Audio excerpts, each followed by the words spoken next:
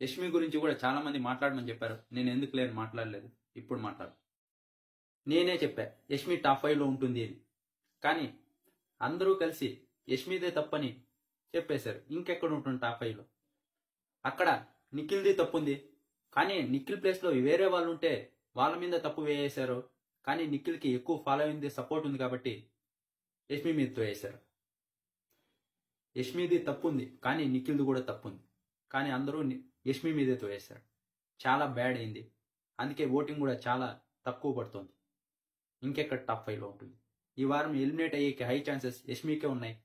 ఇక్కడ ఇంకోటి, సోనియా, సీత, యష్మి వీళ్ళ ముగ్గురు చెప్పారంటే నిఖిల్ది తప్పు ఉన్నట్టేగా. కానీ అదెవరూ పట్టించుకోలేదు. నిఖిల్ గురించి మాట్లాడితే ఎక్కువ లైక్లు వస్తాయి.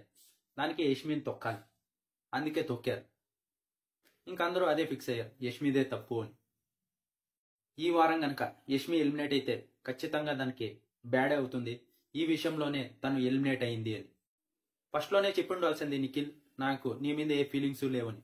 వెనక నుంచి హగ్ ఇచ్చాడు, కిస్ ఇచ్చాడు, ఇంకా ఐ కాంటాక్ట్ ఇచ్చాడు. ఇవన్నీ ఏంటి? ఇవన్నీ కనపడలేదా?